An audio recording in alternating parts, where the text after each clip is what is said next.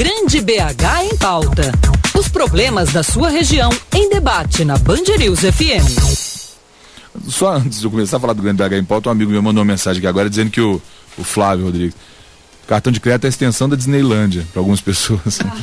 Boa essa. Mas foi o caça da Cinderela, né? Uma coisa assim lúdica. Que aí é o mundo irreal, na minha opinião. Vamos falar de Grande BH em Pauta agora, então. Durante toda a semana aqui, no nosso Grande BH em Pauta, nós discutimos as questões relativas aos motociclistas. Você ouve agora, na reportagem de Washington Luiz, o que de melhor disseram nossos convidados que participaram conosco desse debate aqui ao longo desta semana. Confira. Durante a semana, o Grande BH em Pauta debateu a situação dos motofretistas, motociclistas, desde a quantidade de veículos, motoristas inabilitados nas ruas de Belo Horizonte e região metropolitana, número de habilitações que é inferior ao número de motos. Tudo isso foi tema de análise no nosso Grande BH em Pauta. A semana começou com a análise da suspensão por 180 dias da portaria que regulamenta a atividade de motofrete em Belo Horizonte e que determina a motofretistas o curso de reciclagem de condução. O presidente do Sindicato dos Trabalhadores Motociclistas e Ciclistas de Minas Gerais, Rogério dos Santos Lara, diz que o prazo de 180 dias não é suficiente para todos fazerem o curso. O suficiente não é. É como eu digo todo mundo, se der um ano ainda não é suficiente, porque os problemas são grandes e a conjuntura legais elas são um pouco complicadas, porque ela passa pelo municipal, vai para a resolução do CONTRAN e vai numa lei federal. Então são três coisas que tem que se atualizar, tem que se modernizar para avançar. Aí sim a gente tem uma solução de um problema e um avanço. Em Belo Horizonte, em média, 3 motociclistas são socorridos em 2 horas. A imprudência é um dos fatores determinantes para muitos acidentes. O presidente da Associação Mineira de Medicina do Tráfego, Fábio Nascimento, confirma que o Sistema Único de Saúde tem gastado muito com acidentes envolvendo os motociclistas. Muito grande o gasto, né, do SUS com acidentes, né? A gente tem visto que os gastos são cada vez mais crescentes e o número de motocicletas envolvidas em acidentes é cada vez maior, né? O advogado Carlos Catebe avalia que a condução negligente somada à falta de fiscalização são fatores que contribuem muito para aumentar a estatística de acidentes em Belo Horizonte. Alguns que pilotam e dirigem a motocicleta sem habilitação legal. Outros, e a grande maioria, é extremamente negligente com as normas de trânsito, são muito nervosos na dirigir e a falta de fiscalização também. Mas depende principalmente da responsabilidade do cumprimento da lei. Com a segunda maior frota de motos, perdendo apenas para São Paulo, Minas tem mais motos do que habilitados. O chefe da Divisão de Habilitação e Controle de Condutor do Detran, Anderson França, acredita que não é solução vender a moto apenas para quem tem habilitação. Qualquer pessoa tem direito a comprar qualquer bem, né? Desde que tenha condições. O que realmente vai sanar esse problema é uma maior fiscalização. Então tá aí no dia a dia, os órgãos fiscalizadores estão verificando realmente essa parte de documentação e habilitação do condutor. Que o número de veículos e condutores em Belo Horizonte e região metropolitana vai crescer nos próximos anos ainda mais é um fato. O que é preciso é estar atento às leis de trânsito e, claro, muita atenção na condução. De Belo Horizonte, Washington Luiz. Para encerrar o nosso Grande BH em Pauta desta semana falamos agora com o especialista e consultor de trânsito Silvestre Andrade. Silvestre, bom dia, prazer falar com você novamente. Bom dia, o prazer é todo meu, Luiz Fernando. Ouvindo agora essas pessoas que a gente conversou durante a semana para tratar desse assunto, que é um assunto sério, né? O motociclista, a gente diz que é um cavaleiro cuja armadura é o próprio corpo, né? E isso é um meio de transporte onde a pessoa está exposta sobre um veículo motorizado, quer dizer, ela está com potência além do que o corpo dela aguenta e depende, evidentemente, de cuidados dela e cuidados de quem está em volta dela. Então, a gente sempre se pergunta o seguinte, o motociclista hoje, ele sofre mais acidentes, ele morre mais no trânsito, a culpa, entre aspas, ou a responsabilidade, entre aspas, ela é mais dele próprio, é mais da falta de tolerância dos outros condutores, do formato das nossas ruas. O que tinha que mudar para essa realidade mudar junto? Bom, é uma parcela de cada coisa, não é nada isolado, né? Quer dizer assim, a responsabilidade é só de um ou de outro. Nas questões de segurança de trânsito, sempre são vários fatores que interagem ao mesmo tempo. Então, existe sim uma parcela dos motoristas que não respeitam o motociclista e com isso às vezes fecham, não dão seta. É um problema sério de Belo Horizonte a falta de sinalização da mudança de faixa.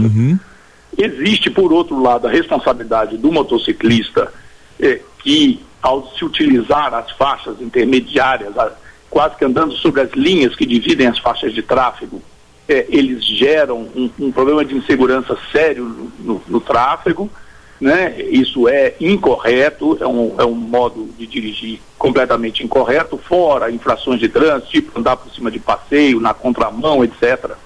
E isso leva a acidentes, e a própria característica do veículo, né? Que, como você já mencionou, ele expõe demais o passageiro e eventualmente problemas que fogem até a ele, como dias de muita chuva, buracos na pista,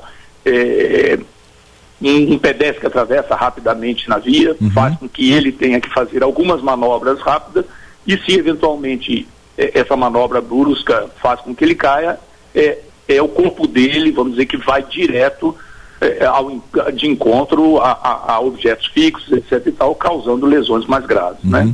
E o problema é que a gente vive uma sociedade onde tudo é mais urgente, né? Cada dia que passa parece que tudo é mais urgente, as pessoas têm pressa de chegar nos lugares, de transitar entre escola e trabalho, entre casa e escola e tudo mais. Então a tendência parece que é sempre aumentar o número de motocicletas nas ruas, pelo menos no nosso modelo de trânsito, né?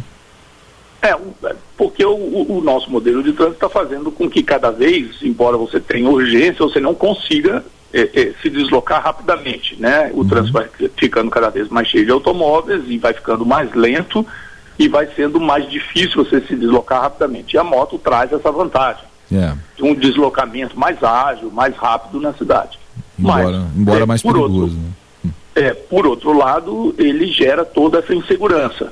Então, é uma conta que não fecha, né? Porque você tem agilidade, você tem rapidez, mas em compensação você tem a sua segurança, a sua integridade muito mais ameaçada do que dentro de um veículo, né? Essa resolução do CONTRAN, que nós discutimos aqui ao longo dessa semana, que foi alvo de muitas críticas por parte dos motofretistas, de que eles teriam que usar, além de alguns equipamentos de segurança, o que é perfeitamente plausível e até fácil de resolver, mas eles teriam também que se submeter a um curso de, eu não me lembro agora o volume de aulas hora, mas é um curso razoável, né, com um volume razoável de horas aula, que traria questões ligadas à segurança, comportamento e tal. É uma tentativa, até louvável, do CONTRAN, de tentar investir na reeducação dessa parcela da população que pilota motos, né? Mas isso não veio tarde demais, não? Bom, antes tarde do que nunca, né? No Brasil as coisas nunca andam da forma que às vezes a gente gostaria que fossem, né? Mas chegando, a gente tem que chegar e lamentar que mais uma vez todas as pessoas deixam para a última hora, o último momento e, claro, não conseguem fazer e em vez de se impor a medida, porque é uma medida de segurança para o próprio motociclista e de redução de custos para a própria sociedade, não. Se estende, aí todos acham que deve se estender o prazo novamente, se dá um novo prazo e se cria mais uma vez o hábito de dizer, não, pode deixar para a última hora, porque se não der certo, a gente faz com que não aconteça. Isso é uma mensagem ruim, isso é uma mensagem errada. Eu acho que muito desses problemas que a gente viu aí, desses protestos que a gente viu ao longo dessa semana passada, essa semana, eu acho que tem a ver com um pouquinho, evidentemente, de falta de planejamento, mas é aquela velha mania de se baixar uma norma sem antes ouvir a classe interessada, né? Talvez, se isso tivesse sido discutido com a categoria antes, teria se estabelecido prazos mais reais e condições mais reais para que as pessoas fizessem. O senhor acha que dava para fazer, que tinha realmente condições de ter feito antes de qualquer forma? Olha, é difícil porque a classe interessada envolve desde pessoas profissionais que realmente trabalham, pessoas que usam por lazer, etc. E a maioria dos profissionais que trabalham nessa área não estão interessados nisso. Isso está mais ou menos claro. Então, tem que ter um certo cuidado, porque às vezes quando a gente abre demais a discussão, cria obstáculos, né, para isso. Mas eu não sou contra o diálogo, não. Acho que o diálogo deve ser sempre exercido e a tentativa de se fazer em conjunto com a sociedade é sempre melhor porque é mais aceita. Agora, o mais importante é que, havendo uma legislação, havendo uma determinação, então que quando ela saiu, que se discutisse, que as entidades se reunissem, que fossem lá e se movimentassem. Mas elas se reuniram no final, no último momento, para discutir a não aplicação da norma. E isso é que é estranho, entendeu? Não a falta de diálogo que poderia ter sido retomada logo após a edição da medida e se juntar e dizer, olha, essa medida não é boa, não nos atende, vamos abrir o diálogo, vamos conversar, vamos tentar fazer diferente, etc. Mas não foi assim. Bom, sem dúvida. Professor, o que dá pra gente concluir dessa conversa toda nossa? O senhor acha que a tendência é piorar? A gente vê candidatos à prefeitura das grandes cidades no país inteiro falando nessa questão da mobilidade e muitos deles colocam como alternativa investir, por exemplo, na possibilidade de criar ciclovias. Belo Horizonte é uma cidade complicada para isso, porque as avenidas que dão acesso à área central da cidade, que cruzam a cidade, são avenidas estreitas, né? Como alargar uma Pedro II, uma Catalão, uma Raja Gabalha para você colocar ciclovias, né? Quer dizer, tem solução? O senhor acha que a gente está caminhando para algo melhor? Pelo menos as pessoas estão discutindo. Qual que é o balanço que o senhor faz disso tudo? Olha, eu acho que no caso das ciclovias, nós temos que entender realmente, a gente sempre pensa imediatamente, Belo Horizonte é uma cidade com uma topografia não favorável, mas nós temos muitas vias de fundo de vale, algumas já começaram até a implantar ciclovias nessas vias. Nós temos vários corredores que permitem, às vezes alguns um pouco mais largos, outros não, mas acho que nós temos que pensar a ciclovia como um meio complementar. A bicicleta é um meio complementar de transporte. Ela não é para ser o tronco, para andar não necessariamente nos grandes corredores, onde você vai estar com o ônibus, o BRT, o metrô, seja o que for. Então, a bicicleta ela vem complementando, ela precisa chegar numa estação de metrô, ela precisa chegar numa estação de BRT, ela precisa permitir que você circule dentro do bairro para ir no mercado do bairro, para ir para a escola. Então, assim, essa composição do sistema de transporte, com bicicleta, com calçadas confortáveis para o pedestre, porque grande parte das pessoas ainda circula a pé, né? O espaço, obviamente, do automóvel, mas o espaço do transporte público preservado e com prioridade. Então, a gente dividir esse espaço entre os vários usuários e combinar ele na sua forma mais eficiente. Não é para você pegar a bicicleta e sair de Venda Nova para o centro, mas, quem sabe, do bairro de Venda Nova para a estação Vilarinho, e daí você pega o metrô, né? Para a coisa num sistema de transporte onde você usa uma parte bicicleta e usa uma parte metrô. Acho que nós podemos combinar e temos grande chance de fazer isso muito bem. Seria uma grande evolução, sem dúvida nenhuma. Ó, especialista e consultor de trânsito Silvestre Andrade, mais uma vez trouxe contribuição aqui para o nosso Grande BH em Pauta. Muitíssimo obrigado, um bom fim de semana para você. Para você também, muito obrigado.